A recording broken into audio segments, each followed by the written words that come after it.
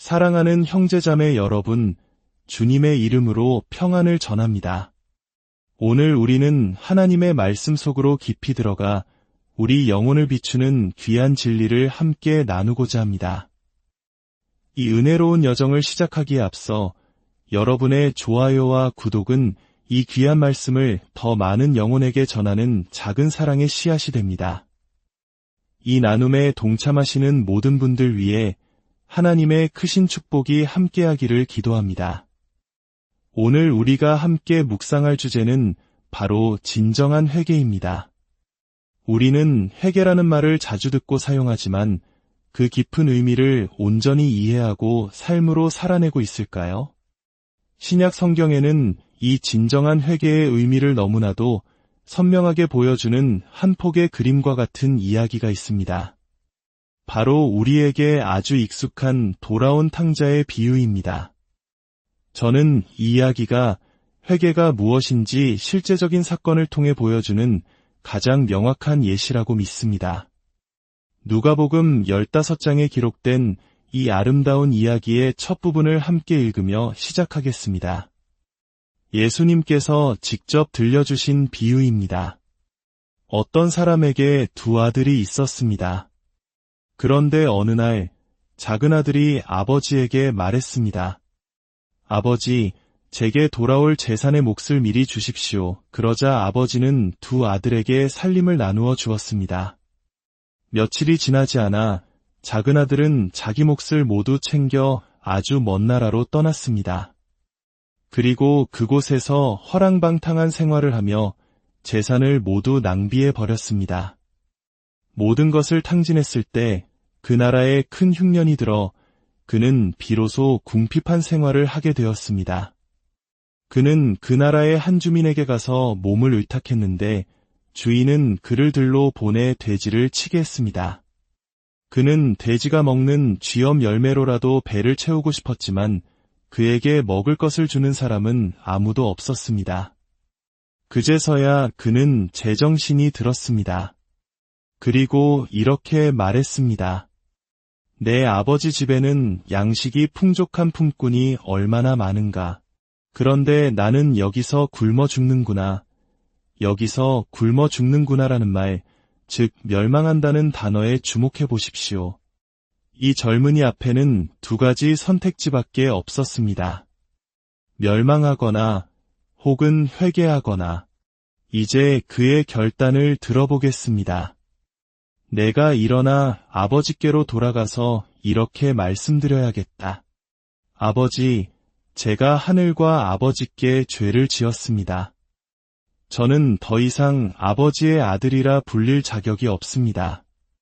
저를 품꾼의 하나로 삼아 주십시오. 그리고 그는 일어나서 자기 아버지께로 갔습니다. 이것이야말로 회개의 완벽한 그림입니다. 회개는 결심에서 그치는 것이 아니라 행동이 뒤따르는 것입니다. 그가 어떻게 이런 결심에 이르게 되었는지 살펴보십시오. 그는 아버지를 등지고 집을 떠났습니다. 자신의 길을 갔지만 그 끝은 공허함과 외로움, 좌절뿐이었습니다. 미래가 보이지 않는 절망의 나락이었습니다. 성경은 그가 제정신이 들었다고 기록합니다. 그는 비로소 진실의 순간을 마주한 것입니다. 자신이 무슨 짓을 했는지, 자신의 진짜 처지가 어떠한지를 똑똑히 보게 된 것입니다. 하나님께서는 우리가 이 진실의 순간에 이르기 전까지는 우리를 온전히 다루실 수 없습니다. 모든 것을 있는 그대로 보는 순간, 우리 자신에 대한 진실을 마주하는 그 순간 말입니다. 스스로를 아름답게 포장했던 그림들, 화려한 망상들, 심지어는 종교적인 언어들까지 모두 벗어던져야 합니다. 수많은 신앙인들이 상투적인 종교적 언어 뒤에 자신의 진짜 모습을 숨깁니다. 예수님께서 다 알아서 해주실 거야와 같은 막연한 위로의 말을 내뱉으며 정작 자신을 돌아보는 진실의 순간에 이르지 못합니다. 하지만 하나님께서는 지금 당신과 저의 내면 깊은 곳에 있는 무언가를 다루기 원하십니다. 제게 한 친구가 있었습니다. 그의 신원을 밝힐 수는 없지만 그는 유능한 전문직 종사자였습니다. 하지만 그는 신경쇠약 직전까지 내몰렸고 자신의 전문 분야에서도 실패를 거듭하고 있었습니다. 절망 속에서 그는 하나님께로 향했고 예수 그리스도를 영접하여 구원을 받았습니다. 하지만 그의 삶은 여전히 뒤죽박죽이었습니다. 구원만으로는 그의 삶이 제자리로 돌아오지 않았던 것입니다. 그는 저희 부부가 사는 곳 근처로 이사와서 아내와 함께 종종 저희를 찾아와 이야기를 나누었습니다. 가정은 불행했고 외동딸과의 관계도 좋지 않았습니다. 딸은 부모가 원치 않는 길로 가고 있었습니다. 그는 열심히 일했지만 여전히 필요한 돈을 벌지 못했고 오히려 빚만 늘어가고 있었습니다. 성공해야 마땅한 모든 노력을 다하고 있었음에도 불구하고 말입니다. 어느 날 그가 제게 전화를 걸어 아내와 함께 찾아뵙고 싶다고 했습니다. 저는 매우 바빴고 시간을 내기 어려웠지만 그의 목소리에서 거절할 수 없는 절박함을 느꼈습니다. 그는 아내와 함께 와서 저희 부부와 마주 앉았습니다. 대화가 오가는 동안 그는 점차 자신의 과거, 하나님께서 바로잡기 원하시는 바로 그 한 가지 문제에 다다랐습니다. 그가 그 한 가지를 털어놓았을 때 그것은 실로 기적이었습니다. 하나님의 영이 그를 압도했고 그는 그 자리에 무너져 내렸습니다. 그는 강하고 유능하며 지적인 젊은이였지만 마치 어린아이처럼 제 품에 안겨 흐느꼈습니다. 하나님께서는 그와 하나님 사이에 여전히 해결되지 않은 채 남아있던 바로 그 한 가지 문제를 다루셨습니다. 놀랍게도 일주일 안에 그의 삶은 움직이기 시작했습니다. 그는 이사를 했고 새로운 직장을 구했으며 사업을 시작했습니다. 엇나갔던 딸이 집으로 돌아왔습니다. 약 석 달 만에 그 가족의 모든 삶의 방향이 완전히 바뀌었습니다. 이 모든 일은 그가 그토록 숨기고 외면해왔던 단 한 가지 문제를 하나님께서 다루시도록 내어 맡긴 바로 그 순간에 일어났습니다. 저는 그처럼 극적인 변화를 본 적이 없습니다. 지난 2년간 그의 삶의 배경을 알고 있었기에 저는 하나님께서 그를 어떻게 계속해서 밀어붙이셨는지 볼 수 있었습니다. 그가 오른쪽으로 피하려 하면 하나님께서 막으셨고 왼쪽으로 피하려 하면 또 막으셨습니다. 하나님은 그가 더 이상 피할 수 없는 반드시 다루어야만 하는 그 문제 앞으로 그를 이끄셨습니다. 그리고 그 문제가 드러나고 그가 항복했을 때 그가 해야 할 일은 그것이 전부였습니다. 하나님께서 요구하신 것은 오직 인정하고 항복하는 것뿐이었습니다.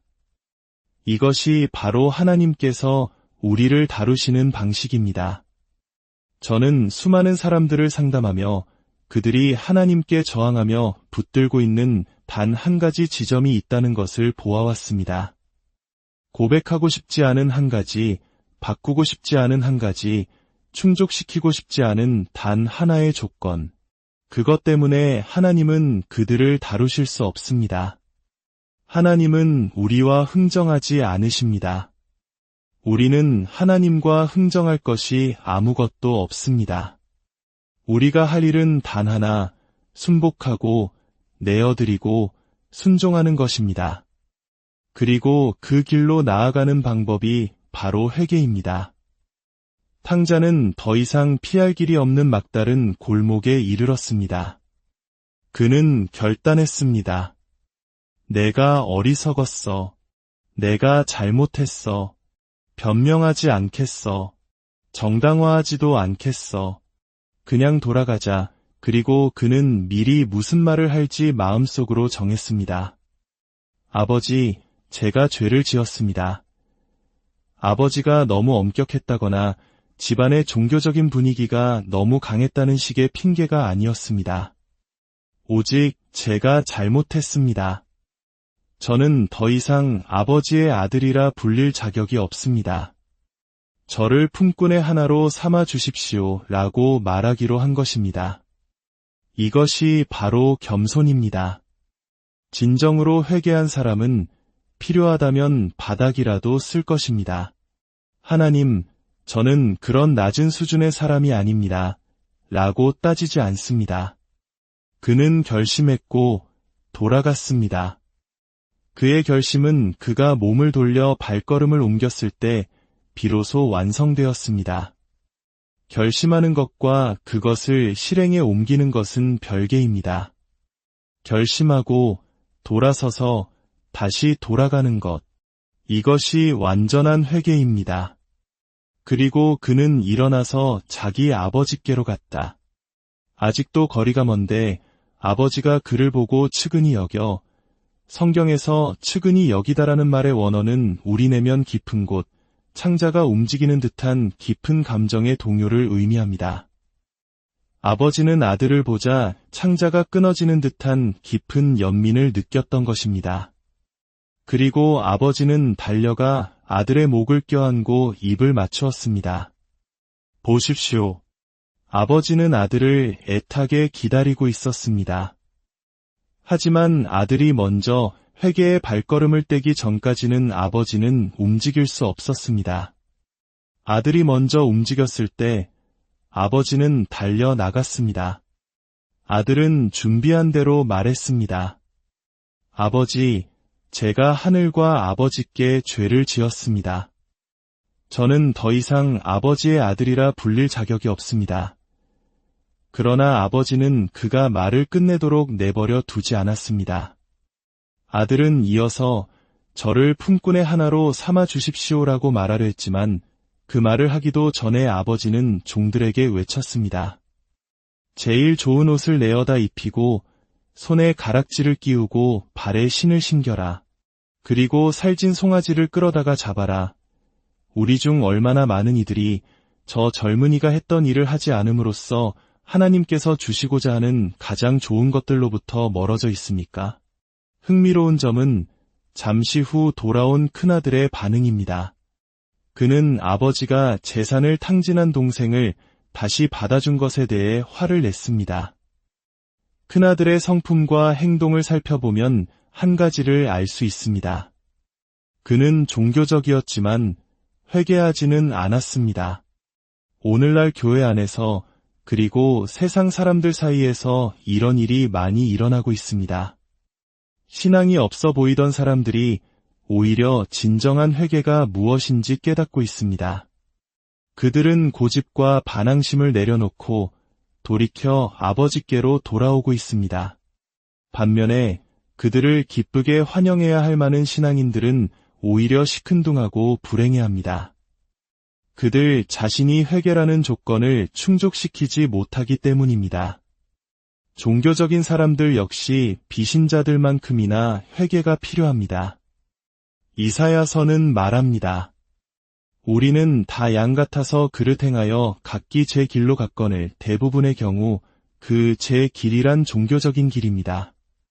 우리만의 종교적 기준, 종교적 관습, 종교적 관계들. 그래서 종교가 없는 사람보다 종교적인 사람이 회개하기가 더 어렵습니다. 회개는 결심에 이은 행동입니다. 그것은 인정하는 것입니다. 아버지, 제가 죄를 지었습니다. 저는 논쟁하지 않겠습니다. 변명하지 않겠습니다. 저를 정당화하지 않겠습니다. 저는 아무런 할 말이 없습니다. 제가 여기 있습니다. 말씀하시는 대로 무엇이든 하겠습니다. 이것이 바로 회개입니다. 구약 성경에도 회개에 대한 또 다른 그림이 있습니다. 레위기 4장에는 속죄제에 대한 규례가 나옵니다. 만일 제사장이 죄를 지으면 그는 흠없는 수송아지를 제물로 바쳐야 합니다. 그는 그 수송아지를 회막문 앞으로 끌고 와서 그 머리에 안수해야 합니다. 그리고 수송아지 위에서 자신의 죄를 고백한 다음 그 수송아지를 죽여야 한다고 기록되어 있습니다. 회개는 바로 이 수송아지를 죽이는 것입니다.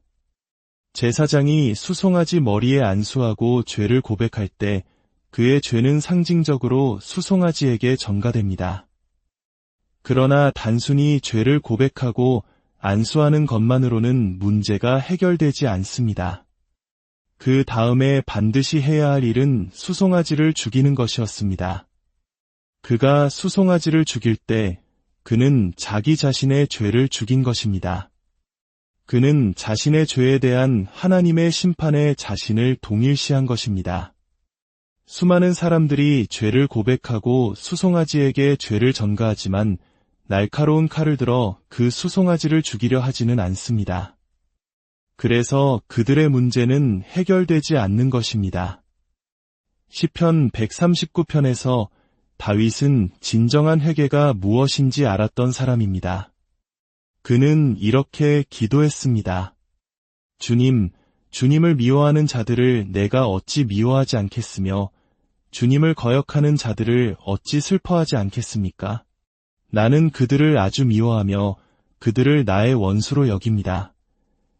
우리가 그리스도인으로서 이렇게 말할 수 있을까요? 나는 그들을 아주 미워하며 나의 원수로 여깁니다. 어떤 사람들은 그렇다고 하고 어떤 사람들은 그리스도인은 그렇게 말해서는 안 된다고 합니다.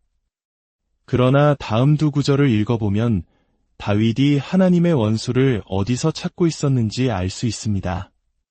하나님이여, 나를 살피사 내 마음을 아시며 나를 시험하사 내 뜻을 아옵소서.